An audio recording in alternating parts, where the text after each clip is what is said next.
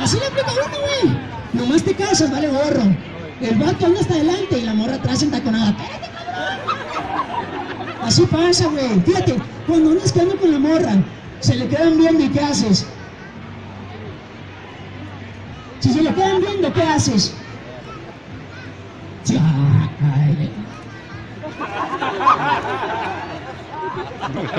No, es que si se le quedan viendo, tira rollo, güey, la neta.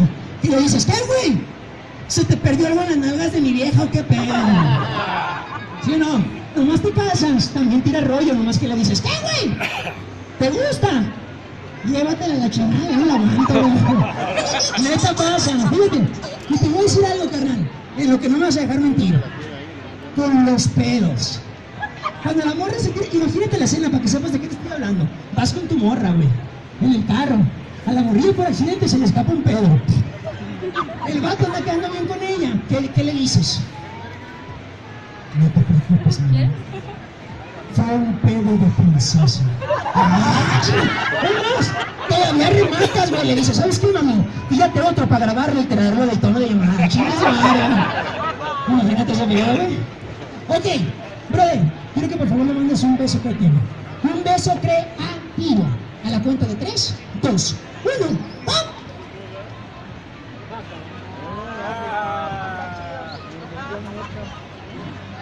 Güey, ¿eres de Sinaloa, compa?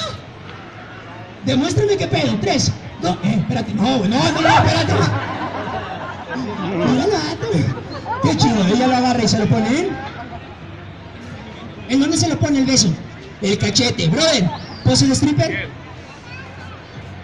Supéralo, güey. ¿Tienes de dónde? Supéralo. 3, 2, 1.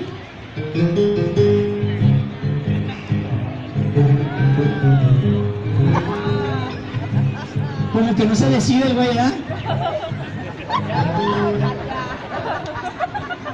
Ah, chido, me gusta. Del 1 al 10, calificación.